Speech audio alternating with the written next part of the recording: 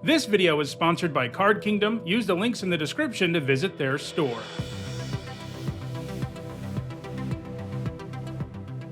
Hi everyone, I'm Nitsa Hone, and it's Saturday. That means it's time for Nitsa Notes, my weekly vlog series about limited Magic. Last week, we took a look at cards that are being overrated. In other words, where they're being taken in the draft does not reflect how they're actually performing. This time around, we're going to do the opposite. We're going to take a look at cards that are being taken too late, given how they're actually performing. In other words, these are cards that are underrated. Last week was cards that are overrated. As usual, I am using both my own impressions of the format and 17 Lands data to do this analysis. 17lands.com is a website that tracks Magic Arena data. You can sign up to have your data tracked, and it's a useful source, a free source for, looking at Magic Arena data for limited formats. As usual, there's the caveat that data is not the end-all, be-all. One should never base their entire draft based on what data looks like on 17 lands, because, data doesn't have to make decisions based on what your deck looks like, what cards are better given your specific situation, stuff like that. But it is a useful tool to help us think about limited. As usual, I like to start with the baseline card. Last week I used Winter's Intervention. Gonna do it again here. It is being taken around pick 8, and it's got a win rate of 55%. The overall win rate on 17 lands for, the people who are having their data tracked is 54.6%. So, Winter's Intervention is slightly better than that. It is a solid little removal spell that I think all of us are pretty happy to play the first copy of in most of our decks, and even more than one copy isn't bad. But we can also all agree that it's not great. And I use this card as a baseline because every card on this list, with a couple of exceptions, is being taken later than Winter's Intervention is, but it has a higher win rate. So let's go ahead and dive in, and let's start with another black card that actually has the exact same win rate as Winter's Intervention, and that is Fanatic of the Harrowing, which is being taken around pick 10, and it has a win rate of 55%. So, comparing black cards to other black cards is kind of the ideal way to do this, because how a color is performing impacts how other cards, it's a chicken or the egg thing. Does this card have a high win rate because it's helping black be good, or are the other black cards good that are pulling the win rate up? That sort of thing it's not always easy to tell what the answer is. That being said, comparing two black cards to one another is kind of the perfect way to do it. And Fanatic of Harrowing, despite having an identical win rate in Winter's Intervention, is being taken 2 full picks later. This is a solid card, just like Winter's Intervention is. It's nothing special. It is being taken a little bit too late, I think. But one thing to keep in mind, even if Fanatic of the Harrowing had 0.1% of a higher win rate, you basically would always take at least the first Winter's Intervention before you would Fanatic of the Harrowing. A 4-drop isn't nearly as important as having some sort of interaction or way to add to the board on turn 2. So, this is one way where data isn't perfect. Part of the reason Fanatic of the Harrowing is being taken later probably is because generally you're going to want a card like Winter's Intervention before you want the Fanatic.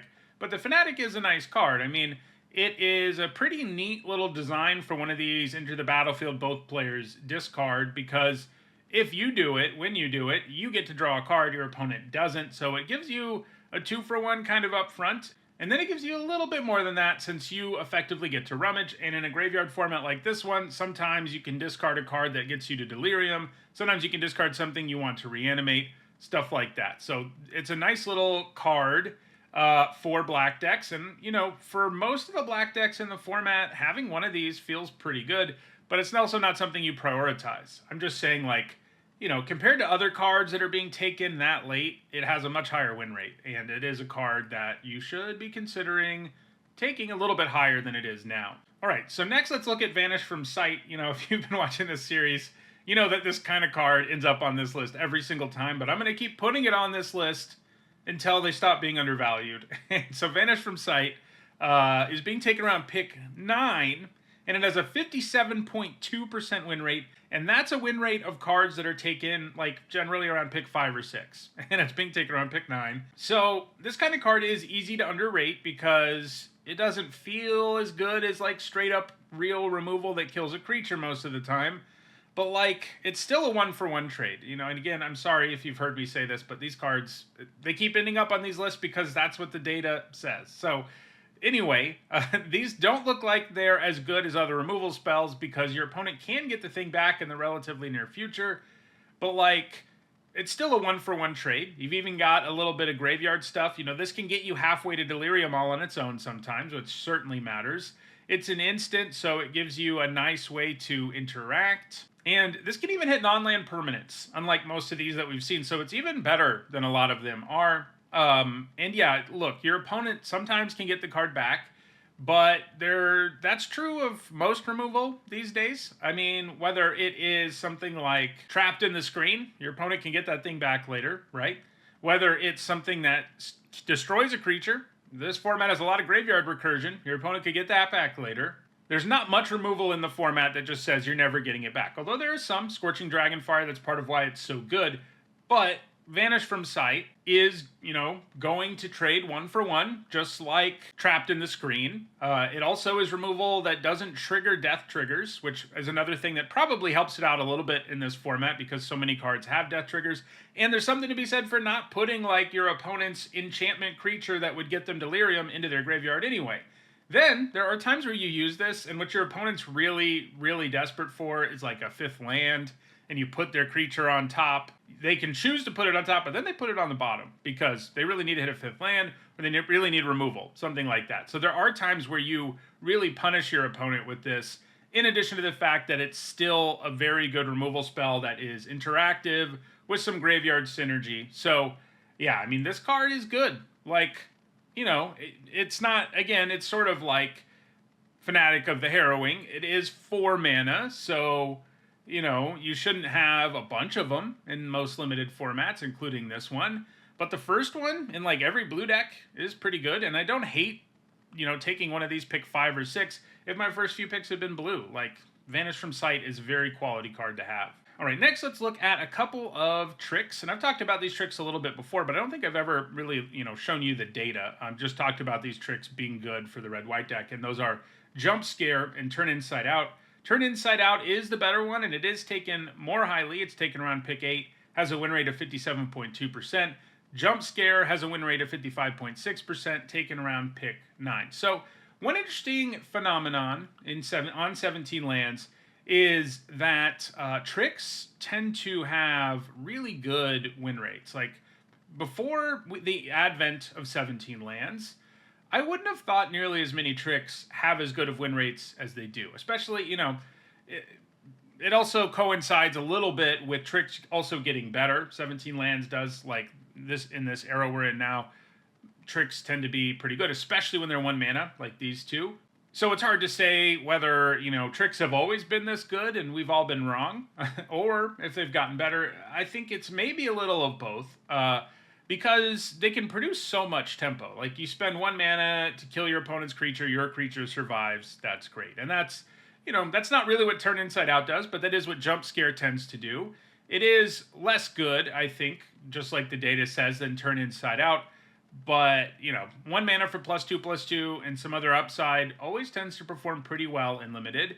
And both of these, by the way, are cards where, like, they should be getting taken a little bit earlier, but they are tricks. So, you know, you're not going to take them super early. So they end up frequently having, you know, tricks do have pretty high win rates and then pretty low where they're being taken. And I think that's correct to a point.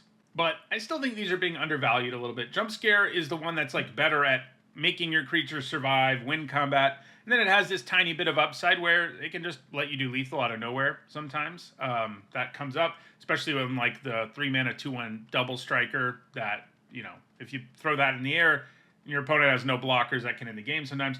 But so does Turn Inside Out. It has that same kind of upside. It doesn't save your creature most of the time, but it does manifest dread. So, you know, it kind of does the same thing. You know, you end up with a body on board still, and you spent 1 to get rid of one of your opponents.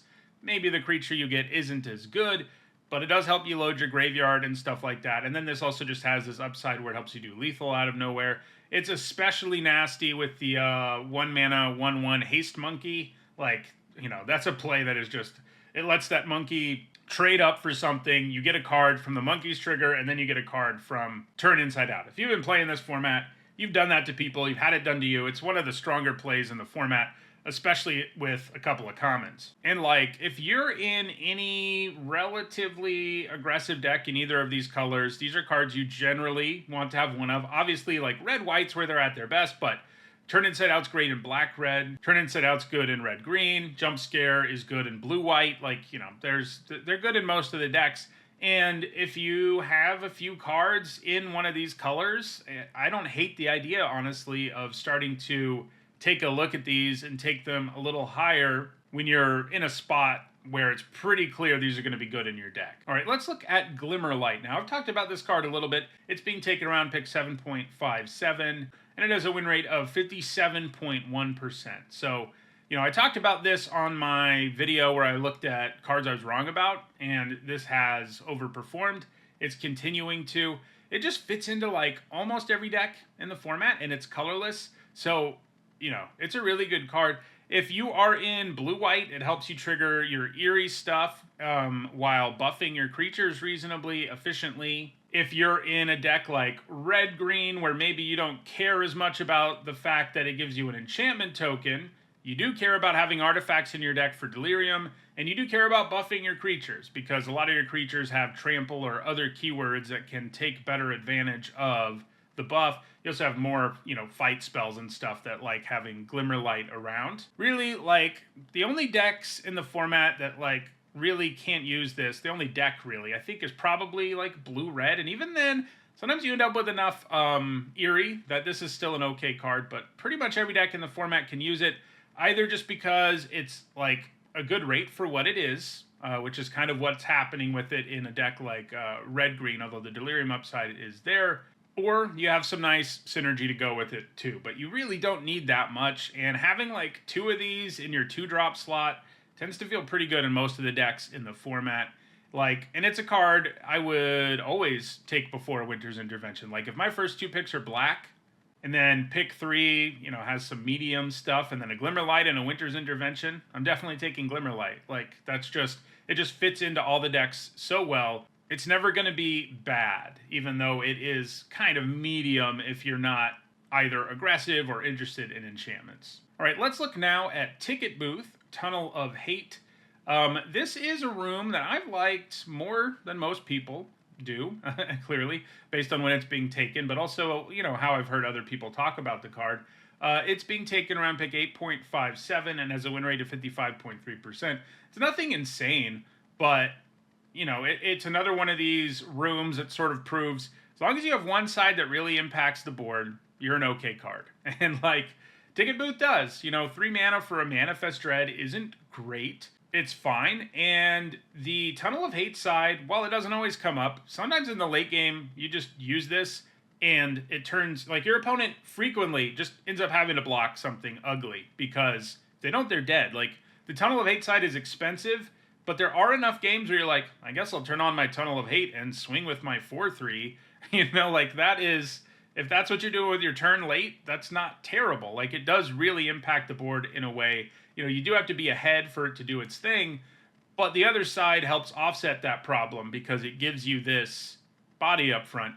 It also, obviously it's an enchantment, so, you know, red's not hugely into those, but in like black-red, for example, this gives you 2 pieces of material to sacrifice, which certainly comes up sometimes, and it's an enchantment for Delirium, which also comes up, and of course the Ticket Booth side helps you with Delirium too, just because, you know, it puts a card into your graveyard like Manifest Dread always does. This card, you know, it doesn't do anything that well. Like, you know, it gives you kind of an underwhelming Manifest Dread, and then it has like this super expensive, clunky other side on Tunnel of Hate, but they're both fine. Like, you don't ever really feel bad about using either of them. You don't often feel great about it either, but there are times where Tunnel of Hate just wins you the game, and having this, you know, as your 3-drop isn't a travesty either. So it's a nice little room that I think some people are underrating. All right, now let's look at Twist Reality. So, this is being taken around pick 9.48, and it has a win rate of 55.6%. This has been, like, one of the better cancel variants we've seen in Limited, especially at Common. And by cancel, I mean 1 generic, 2 blue counter target spell. That card's not always great. Part of the problem being leaving that kind of mana up and hoping to your opponent play something for you to counter is a huge liability. And while, it's obvious Twist Reality has this other mode where it manifests Dread when that's what you need, it turns out there's a couple things going on in this format that also just make the cancel side better. One of them is that there are a lot of really powerful cards in this format. A lot of really powerful single cards that can take over games at uncommon and at higher rarities. And being able to counter those is more valuable. Like, you're getting more for your mana than you usually do with a card like this, where you leave mana up and hope you counter something. Sometimes you just counter something that's not that great, right? Here, you don't find yourself in that situation all that often. If your opponent plays something, you often want to counter it, whether it's one of the really good removal spells in the format or one of the really good uncommon creatures that can just like take over games. So counter magic in general in this format has been better than it's been in a little bit. Don't Make a Sound is a little better than I expected it to be as well. But Twist Reality has really overperformed. And the other thing is, of course, like Manifest Dread, a mechanic I liked a lot in my set review. It's probably even been a little better than I expected. I was high on it. You know that if you've been watching, watched my set review or even the video where I talked about the mechanics or read my article where I wrote about Manifest Dread in this limited format being really good before it ever came out. But I think it might be even better because little random cards like Ticket Booth and Twist Reality that they're not that exciting when you read them. They've been better than I expected. And Twist Reality it can do it at instant speed. Sometimes if you have a bunch of mana, you can really get your opponent, like in the late game, if you Manifest Dread, hit a creature and turn it face up and just eat your opponent's creature. That happens. Flashing it in and killing like a 1/1 Glimmer happens. And then, of course, Twist Reality goes into the graveyard, and then one card from Manifest Dread does. Sometimes that gets you halfway to Delirium. So, it does what you need it to. It's kind of like Ticket Booth Tunnel of Hate. Like, neither option is like, oh boy, I'm going to do something really powerful with this. I'm going to cast Cancel or get a flash 3 mana 2/2. But it turns out having the option between the two of those, first of all, those options are each better than I expected, and having the option itself is pretty sweet. Let's look now at Innocuous Rat. So it is being taken right around the same time as Winter's Intervention, slightly later, around pick 8. Winter's Intervention was 7.98, and it has a win rate of 55.5%. So, again, we're comparing black cards, and in this case, we're even comparing the same mana slot. I would still take Winter's Intervention #1 over Innocuous Rat, and most of the time, at least, unless it's very clear I'm in the black-red sacrifice deck, in which case the rat should move way up in your pick order. It's like insane in that deck. If you have your Disturbing Mirths and stuff going, it just gets to be absolutely crazy. You get 2 pieces of material to sacrifice for only 2 mana. The rate's pretty good to begin with, 2 mana 1/1 plus Manifest Dread, plus once again, this helps you get Delirium. Like, that's already a pretty good rate. But in the black-red deck, the card is putting up like a 58% win rate. So it should move up in your pick order way ahead of Winter's Intervention, in fact, because Winter's Intervention is never going to be that good in any deck. It's just always going to be, an okay removal spell in every black deck. And that's what makes it a better pick, like, really early.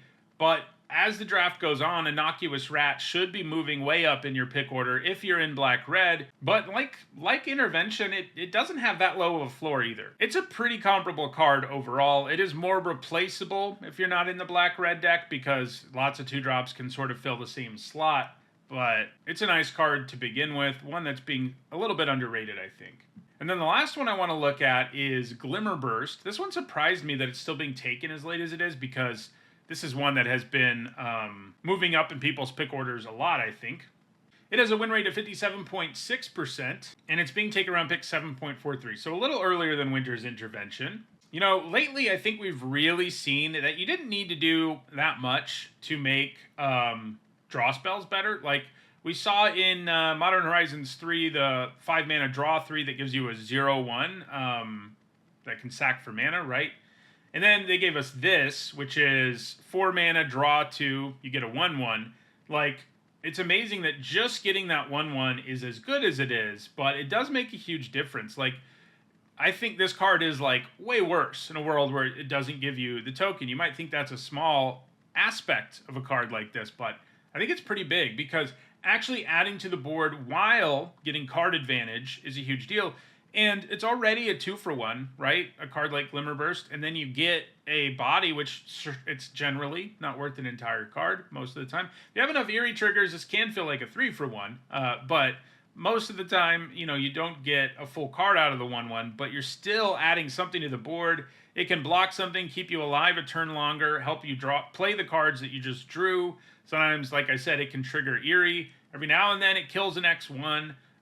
There's just a lot going on. It triggers the cards that care about 2 power or less. Like if you have the Enduring Rare, for example. Like, Glimmerburst is just really good.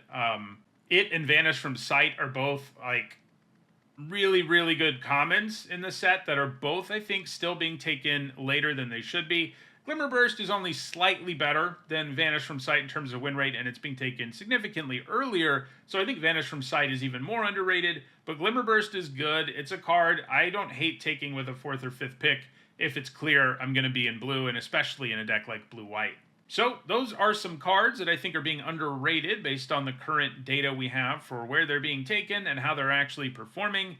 If you enjoyed this video, please like it and share it so that others can enjoy it too. If you want to make sure you catch future videos, don't forget to subscribe. And if you want to catch up on other videos of me talking about or playing this format, you should see some playlists on your screen shortly. Thanks for watching.